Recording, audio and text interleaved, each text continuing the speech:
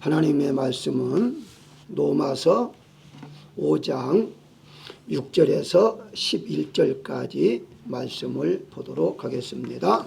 우리가 아직 연약할 때에 기약대로 그리스도께서 경건하지 않은 자를 위하여 죽으셨도다.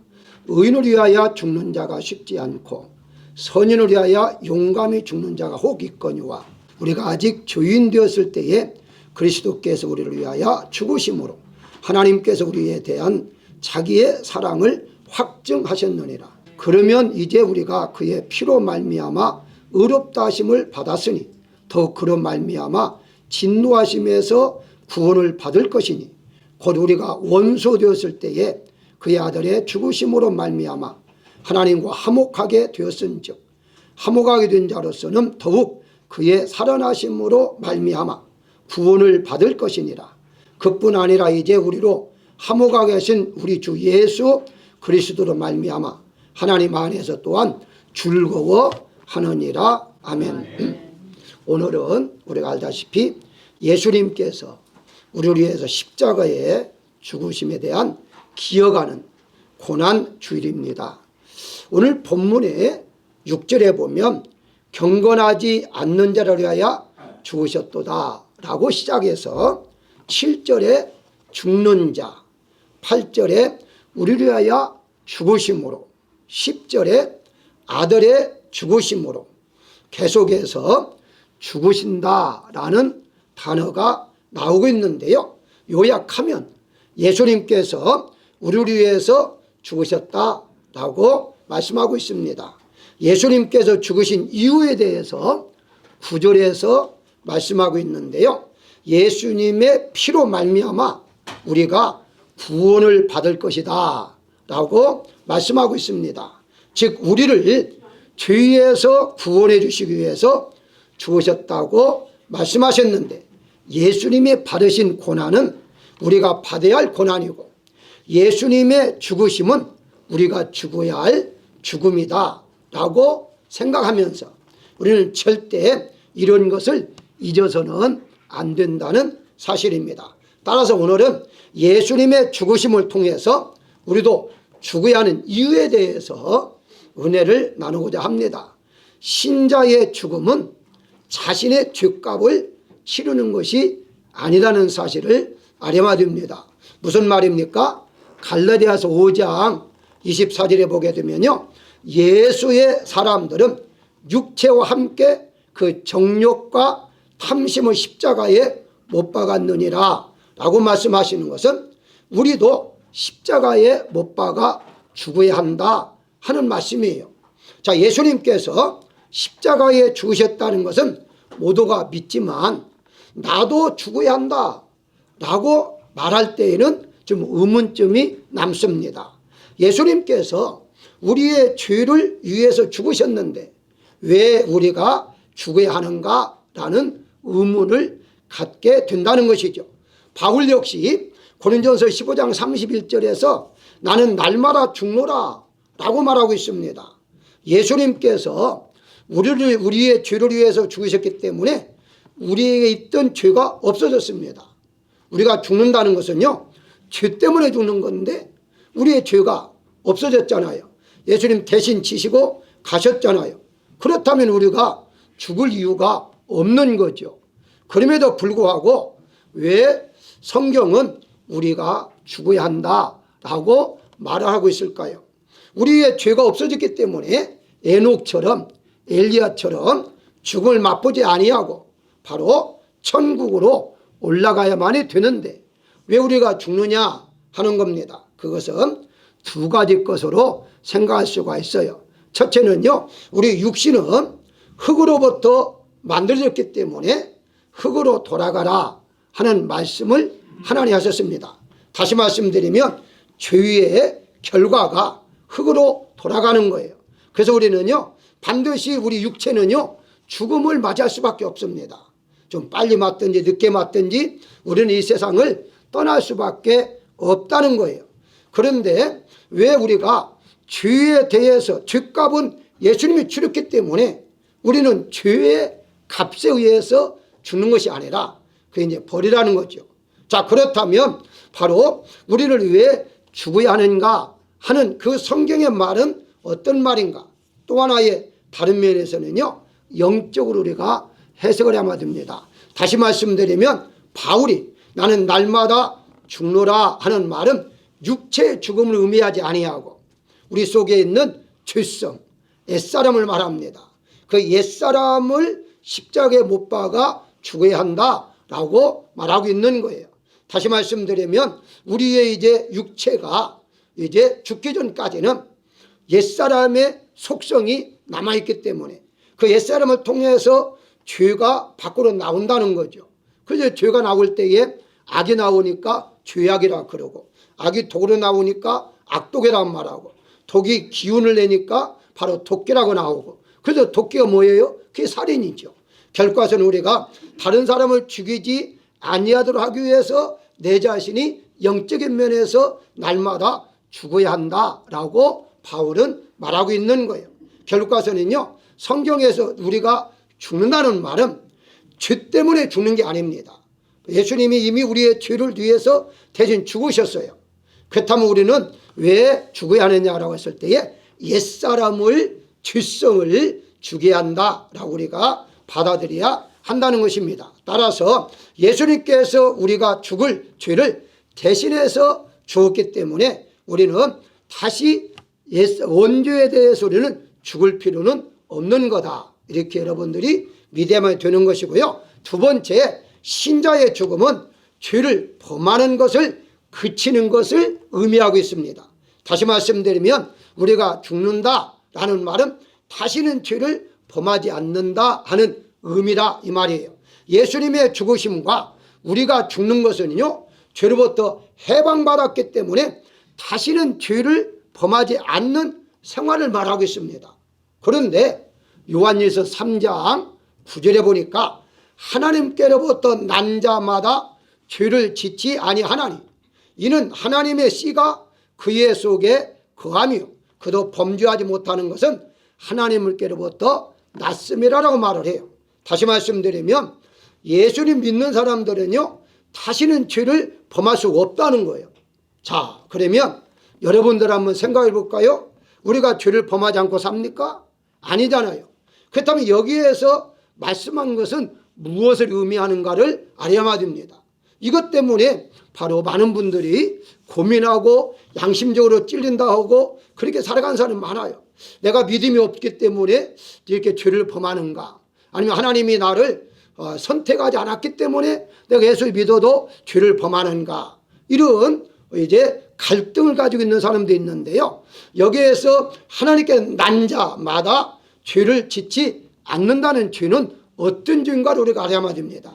이 죄는요, 우리가 흔히 말하는 윤리적인 괴리티, 윤리적인 죄를 말하는 것이 아니라 하나님과의 나와의 관계의 신이라는 죄를 의미하고 있어요. 다시 말씀드리면 한마디로 말하면 하나님 믿지 않았던 죄를 말합니다. 하나님 믿지 않던 죄에 대해서는 다시 죄를 범하지 않는다. 이 말을 한번 하나님 믿으면 끝까지 우리는 하나님 믿지 중간에 나 하나님 안 믿을 거야 하고 세상으로 가지 않는다는 거예요. 그게 바로 애정론이고 하나님 우리를 창세로부터 선택함을 받은 자는 끝까지 하나님을 믿는다라는 말씀을 하고 있는 거예요. 다시 말씀드리면 불신의 죄를 범하지 않는다라고 이제 보시면 돼요. 그 대표적인 것이 바로 요한일서 5장 16절에 보게 되면요, 누구든지 형제가 사망에 이르지 아니하는 죄 범하는 것을 보거든 구하라. 그리하면 사망에 이르지 아니하는 범죄자들을 위하여 그에게 생명을 주시리라 라고 말씀하시므로 죄가 두 가지가 있는데 사망에 이르는 죄가 있고 사망에 이르지 않는 죄가 있다는 거예요. 근데 성경에서는 사망에 이르지 않는 죄를 범한 자는 바로 구원을 베풀어야 한다라는 거예요. 그러면 사망에 이르지 않는 죄는 뭘까? 그게 바로 윤리적인 죄예요. 우리가 생활에 가면서 남을 미워하는 거, 그게 윤리적인 죄예요. 어떻게 남을 미워하지 않고 살 수 있습니까? 그건요, 천사 아니면 우리가 인간의 몸을 입고서 사는 동안에 죄를 전혀 범하지 않고 살 수가 없습니다. 저 목사더라도요, 때로는 미울 때가 있어요. 사람이 미워질 때 있습니다. 그러면 죄를 범한 거예요.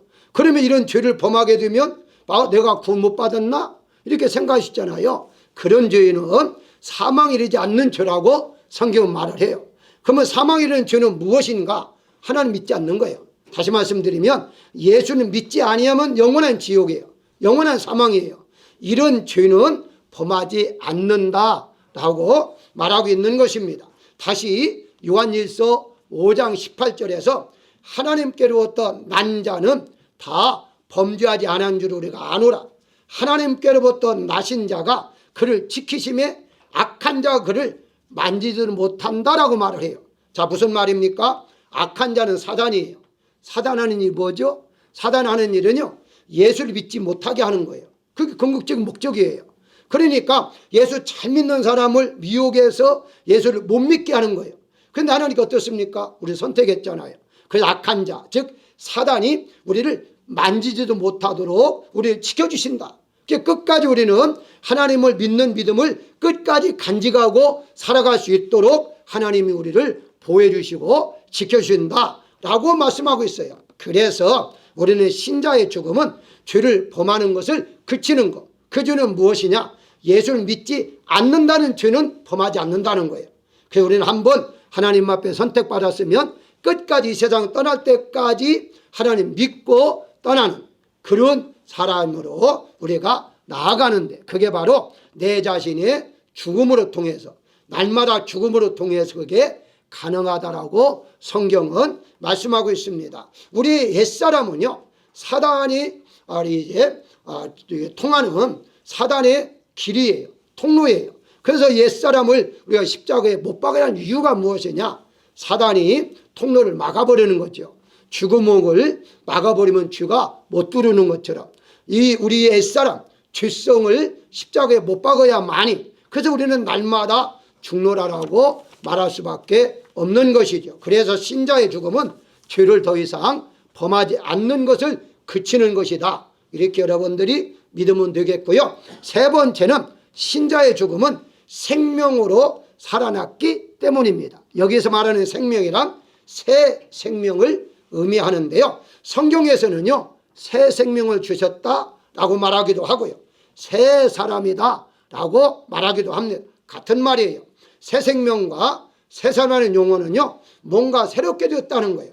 그 새롭게 됐다는 말은 죽은 자가 다시 살아났다라는 말이에요. 그래서 생명은 생명인데 새 생명이라는 단어를 사용하고 있는 것이죠. 이 새 생명은요, 예수님의 생명을 우리에게 주신 것을 의미합니다. 따라서 이 새 생명은 예수님의 생명이고, 새 사람은 뭐냐? 예수님을 닮아가는 것, 닮아가는 것을 새 사람이라고 성경은 말하고 있습니다. 왜 새 생명을 주셨는가 하는 것은 예수님과 교제를 나누며 살도록 하기 위한 거예요. 그게 바로 아내라는 단어입니다. 다시 말씀드리면 요한복음에는요, 아내라는 단어가 수없이 반복을 해요. 요한복음 6장 56절에는요, 내 살을 먹고 내 피를 마시는 자는 내 안에 거하고 나도 그의 안에 거하나니 라고 말씀하고 있어요. 무슨 말입니까? 살을 먹고 마신다는 것은요, 교제를 말하는 거예요. 함께 생활을 말하는 거예요. 우리가 우리 교회는 1년에 2번 오늘처럼 성찬식을 거행하는 것도 성찬식을 통해서 주님이 내 안에 계시고 내가 주님 안에 있으면서 함께 살고 있다는 것의 표현이에요. 그게 확인하는 거예요. 그런 것이 바로 성찬예식이다, 이렇게 말할 수가 있는데요. 내 안에 예수님이 계신 것이 없다라고 확신이 안 된다면 바울은 말합니다. 그는 버려온 자라라고 말하고 있어요. 따라서 예수님과 나와 함께 생활해 나가는 거예요. 함께 항상 살아가는 것을 의미하고 있는데요. 바로 우리가 천국에 갔을 때에는요, 어떻습니까? 천국 갈 때는 우리 육신을 벗고 새로운 몸으로 부활해서 가게 되는데, 예를 든다면 거지 나사로 어떻습니까? 거지 나사로와 부자의 비유에서 보게 되면요, 신자는 죽으면 곧바로 아브라함 품에 이렇게 안긴다라고 말을 해요. 아브라함 품에 안긴다는 의미는 무엇입니까? 믿음으로 이제 살아간다 하는 의미죠. 믿음으로 살아간 아브라함 품에 거함으로 온전하게 구원을 받았다 하는 의미가 되고요. 또 하나는 예수님께 직접 말씀하셨지만 오른편 강도에게 내가 나와 함께 낙원에 있으리라 라고 말하잖아요. 이거 역시 마찬가지로 주님과 더불어 영원히 천국에서 산다는 의미를 알려주고 있는데요. 그게 바로 새 생명을 말하고 있습니다. 새 생명이란, 새 사람이란 영적으로 거듭난 사람을 말하고 우리가 다시 부활해서 영원히 살아갈 자를 말하고 있는 거예요. 그래서 우리는 이미 새 생명을 얻었고 새 사람이 됐다는 것을 성경에서 말하고 있습니다. 로마서 6장 4절에 보게 되면 우리가 그의 죽으심과 합하여 세례를 받음으로 그와 함께 장사되었나니 우리로 또한 새 생명 가운데서 행하게 하렵니다 라고 말하므로 여러분들이 예수님을 믿고 세례를 받을 때에 이미 바로 우리는 함께 죽었다는 거예요. 예수님의 십자가 죽을 때 우리도 이미 죽었다는 거예요. 그리고 난 다음에 새 생명 가운데 즉 예수님과 함께 우리는 날마다 살아간다라고 성경은 말씀하고 있습니다. 그렇습니다. 예수님의 죽으심으로 새 생명을 얻었기 때문에 우리는 새로운 삶을 살아가기 때문에 바로 날마다 우리는 죽는 생활을 하는 거다. 이렇게 이제 보시면 되는 것입니다. 옛사람이 죽었기 때문에 새 생명으로 살아가는 것, 이게 바로 내가 날마다 죽는다는 의미가 되겠고요. 마지막으로 네 번째는요, 신자의 죽음은 예수님의 죽으심에 참여하는 것입니다. 내가 왜 날마다 죽어야 하느냐는 것은 내가 예수님의 죽음에 동참한다는 의미가 된다는 거예요. 디모데후서 3장 13절에 무릇 그리스도 예수 안에서 경건하게 살고자 하는 자는 핍박을 받으리라 라고 말을 해요. 시대를 초월해서요, 예수님 안에 경건하게 살고자 하는 자에게는요 핍박이 항상 따라요. 말씀대로 살려고 하면요 그에 따른 핍박이 따를 수밖에 없어요. 그래서 베드로는 베드로전서 4장 13절에서 너희를 시련하려고 오는 불시험을 이상한 일 당하는 것 같이 이상히 여기지 말라. 오직 너희가 그리스도의 고난에 참여하는 것으로 즐거워하라 라고 말하고 있습니다. 한마디로 우리가 신자의 죽음이란 내가 죽어야 한다는 것은요 예수님의 죽음에 참여하는 것인데 그 중에 고난도 바로 참여하는 것이다 라고 말을 해요. 사실은요 우리가 성도의 신앙이 물론 각각 다릅니다만은 자기 자신을 죽인다는 건 쉽지를 않아요. 자기 자신을 죽이지 않고서는요 예수님의 고난에 참여한다는 거 그게 쉽지를 않아요. 왜냐면은요 예수 믿고 잘 살고 건강하게 이게 복 받고 살려고 하는데 내가 왜 고난을 받아야 하느냐 라고 생각할 수밖에 없는 것이거든요. 그러다 보니까 우리의 고난, 어렵고 힘든 것, 특별히 예수 믿는 것 때문에 받는 그 고난은 아무나 받을 수가 없고 신앙적으로 성숙한 사람만이 그것을 이해하며 살 수가 있다는 거예요. 세상 사람 어떻습니까? 자기에게 조금이라도 이렇게 자존심을 상하게 하는 말을 하면 어때요? 되갚아주려고 하잖아요. 네가 그런 말을 나에게 나도 너에게 상처 준 말을 해야겠다 이런 생각을 가지고 살아가요. 근데 오늘 어떻습니까? 그런 말을 듣는다 할지라도요 바로 예수님 때문에 우리는 참아야 됩니다. 그게 바로 고난에 참여하는 거다라고 성경은 말하고 있어요. 교회에 이제 다니는 데 있어서요 어떤 분이 설문조사를 했어요. 작은 교회에 다니기를 싫어하는 이유에 대해서 설문을 했는데요 거기에 대부분이 정확한 10명 중에 8명 정도가 힘들어서 라고 대답을 했습니다. 작은 교회에 가기 싫어하느냐 할 때 힘들어서.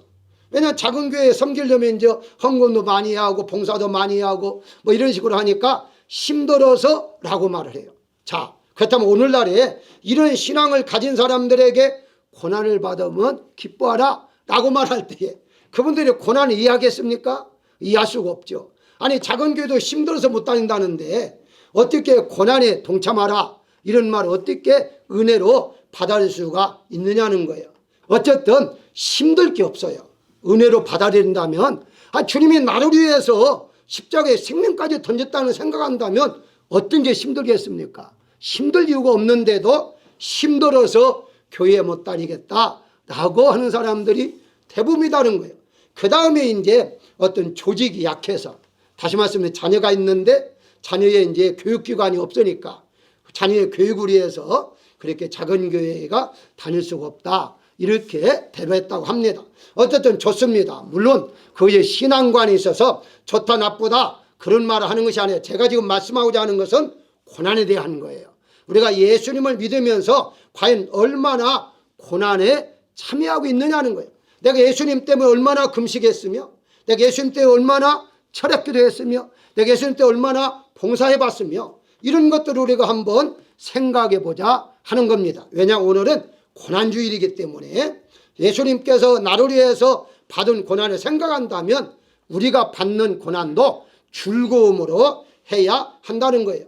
예수님께 누가복음 9장 23절에서 아무든지 나를 따라오려거든 자기를 부인하고 날마다 자기 십자가를 지고 나를 쫓아라 라고 말을 하고 있어요. 자기를 부인한다는 말은 자기를 죽이라 이 말입니다. 자기 생각 버리고 자기 계획 버리고 그냥 무작정 쫓아오라 라고 말씀하고 있는 거예요. 이렇게 산다는 것이 쉽지는 않기 때문에 그렇습니다. 요한복음 12장 25절에 보게 되면요, 자기 생명을 사랑하는 자는 잃어버릴 것이고 이 세상에 자기 생명을 미워하는 자는 영생하도록 보존하리라 라고 말을 해요. 이것을 오늘날로 제가 깔끔하게 번역을 한다면요, 세상적으로 살아가는 사람은 바로 영생을 얻지 못한다 이 뜻입니다. 그러니까 세상적으로 살지 말고 하나님 편에서 하나님의 말씀으로 살아가야 한다라고 말하고 있는 거예요. 근데 세상 어떻습니까? 믿음을 가지고 살아가기가 힘들수록 더 가면 갈수록 힘들게 하고 있는 게 세상 아니에요. 세상의 기쁨도 얼마나 많습니까? 어떤 분이 그러더라고요. 아니, 교회에만 기쁨이 있는 줄 알았더니 세상에 기쁨이 더 많이 있다고 하더라고요. 그러니까 세상이 더 많죠. 미워하는 게 얼마나 많습니까? 근데 그런 걸 다 절제하고 그러면서 우리가 예수님 믿는다는 거 자기를 죽이지 않고서는요 가능하지 않다는 사실을 지금 말씀을 드리고 있는 거예요. 갈라디아서 2장 20절 이렇게 말씀합니다. 나를 위하여 사는 것이 아니라 예수님을 믿는 믿음으로 말미암아 사는 것이다라고 말씀했는데요, 정확하게 말하면 내가 그리스도와 함께 십자가에 못 박혔나니 그런즉 이제는 내가 사는 것이 아니요 오직 내 안에 그리스도께서 사신 것이다 라고 말하고 있어요. 그러니까 주님과 더불어 우리가 살아가는 것이기 때문에 우리는 세상적인 기쁨보다도 하나님 주시는 기쁨으로는 날마다 살아가야 할 것입니다. 기쁨이 다르다고 했잖아요. 예수님 내가 주는 평안이 다르고 하나님께 주시는 기쁨이 다르다고 분명히 말씀하기 때문에 똑같은 평안과 기쁨이 아님을 우리가 알아야 할 것입니다. 결론적으로 말씀을 드리면요, 고린도후서 5장 17절에 그런즉 누구든지 그리스도 예수 안에 있으면 새로운 피조물이라 이전 것은 지나갔으니 보라 새 것이 되었도다 라고 말씀하고 있어요. 예수님에 의해서 새로운 피조물이 된다는 것은 단순히 예수님 믿고 착하게 살아간다는 것만으로 끝나는 것이 아니라 새로운 피조물이란 예수를 믿기 전에 나는 죽고 내 안에 예수님이 살기 때문에 모든 걸 다 버리는 것입니다. 세상적으로 살던 모든 것들을 끊어버리는 거예요. 그게 바로 구별된 생활이다 이렇게 보시면 되는 것입니다. 그게 바로 우리가 받아야 할 고난이고 그게 바로 우리가 예수님의 십자가에 동참하는 것이다 그렇게 성경은 말하고 있습니다. 그렇습니다. 현재에 힘들고 어렵고 마음이 힘든 사람이 있다 한다면 예수님의 고난 한번 생각해 보십시오. 그러면 우리의 고난은 우리의 힘든 것은 아무것도 아니다 라고 은혜가 되어질 것입니다. 구름이 아무리 많이 있다 할지라도요 구름은 지나갑니다. 결국은 지나가야 되어 있어요. 비가 아무리 억수같이 쏟아진다 할지라도요 비도 그치게 됩니다. 햇빛은 더 빛날 것입니다. 구름이 지나고 비가 지난 다음에는요, 그 햇빛은 더 강하게 우리에게 비칠 것이다 라고 말씀을 드릴 수가 있습니다. 따라서 우리가 어렵고 힘든 걸 잘 참아내면 그 다음에 오는 축복은요, 더 많은 것으로 하나님께서 주신다는 사실을 믿는다면 바로 우리의 고난 잘 받아 넘겨야 할 것입니다. 오늘 이번 한 주간 동안 고난주간을 맞이해서 여러분들이 가능하다면 더욱더 예수님만 깊이 생각하시고 거룩한 생활 되시기를 주의 이름으로 축원합니다.